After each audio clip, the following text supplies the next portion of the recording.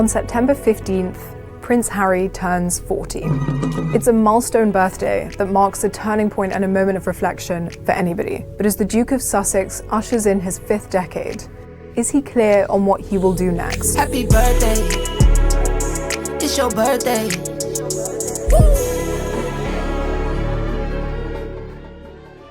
His future looks very different from what we might have expected at his last milestone birthday, when the popular 30-year-old prince was 4th in line to the throne and looked set for a life of royal duty ahead.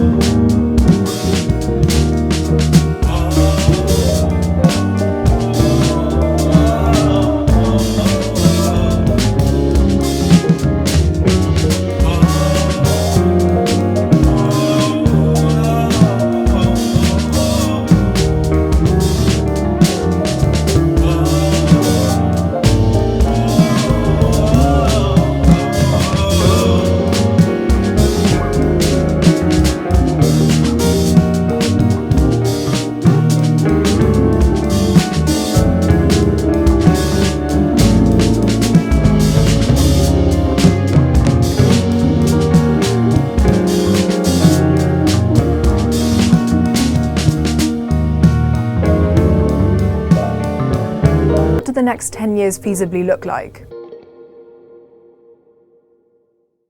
Fresh off the back of a quasi-royal tour of Colombia, the 3rd foreign tour the Duke and Duchess have undertaken this year, former advisors of his have spoken to the press about the hope they have for Harry to finally get on with the things that bring him fulfillment and joy. After covering his and Meghan's February tour to Vancouver, it's abundantly clear that the Invictus Games tops this list from a work perspective. Watching Harry engage with veterans is watching him with his people. The ease with which he operates in that sphere is a nod to his time in the army, a time in his life where he seemed to have established the strongest sense of identity, separate to being a royal. And as we near the next Games in 2025, the Duke plans to dedicate even more of his focus to the cause of which he is most proud and passionate about. This summer proved that point when he accepted the prestigious Pat Tillman Award for Service amid a furore surrounding his nomination.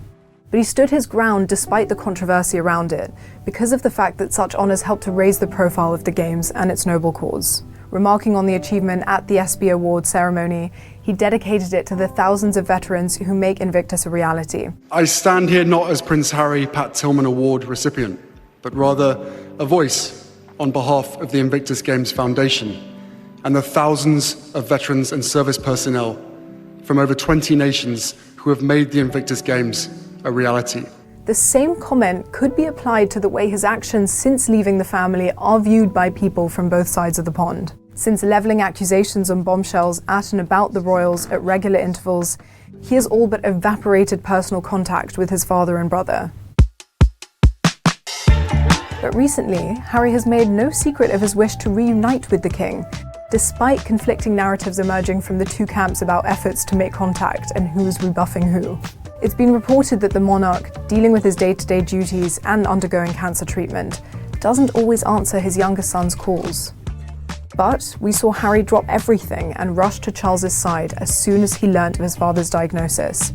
And since then, he has made an unannounced visit to the country to attend the funeral of his uncle, Lord Fellows. The trips show that Harry is keen to stand shoulder to shoulder with his family. In fact, Harry's attendance at his uncle's funeral was the first time he and the Prince of Wales had been seen in the same room together this year. But even then it was reported that the pair didn't speak. Despite the brothers' rift, it is clear that Harry is still supported by the Spencers at a time when he is almost never seen flanked by the other side of his family. When he flew back to Britain for the 10th anniversary of Invictus, he cut a lonely figure entering St. Paul's Cathedral to celebrate the milestone. But the situation was very different inside when he was joined by his uncle Earl Spencer, his aunt Lady Jane Fellows, and 3 of his Spencer cousins. As for Harry's advisors and longtime friends from his past life as a working royal, many remain fond of him, even as some of them admit to being deeply frustrated at his choices since he moved to the US. In fact, his efforts to maintain contact with old friends, coupled with an evident desire to repair his relationship with the king, had prompted renewed speculation that he's seeking a fresh start and even an official working role again within the family fold. But multiple sources close to Harry have told us that this is not the case, and that he is happy and settled in California with an amazing new group of friends and several projects on the horizon.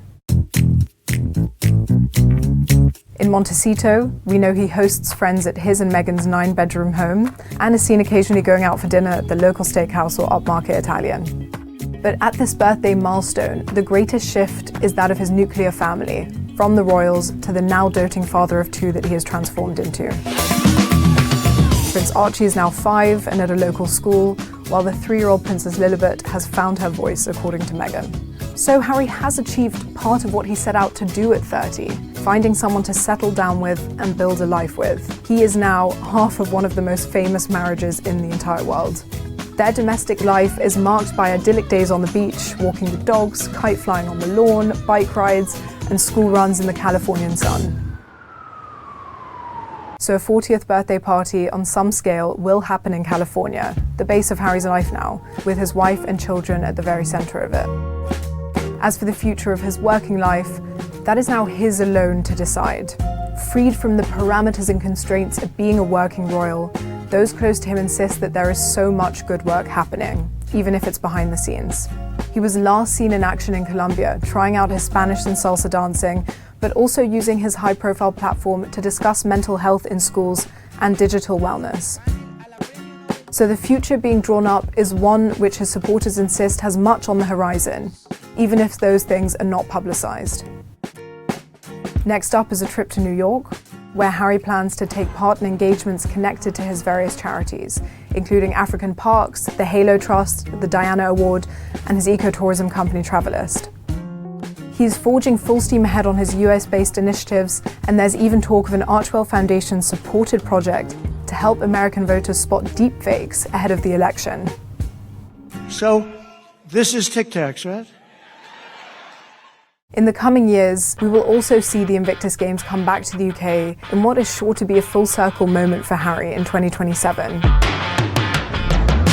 And we are also sure to expect the conclusions of the war he's fighting on 2 fronts, with the tabloid press and over his British security arrangements. As for whether he's happy and settled, his transition to that stratospheric celebrity status in the US has seen him commit to a balancing act of firefighting constant gossip, but also fueling that gossip with his own accusations and revelations.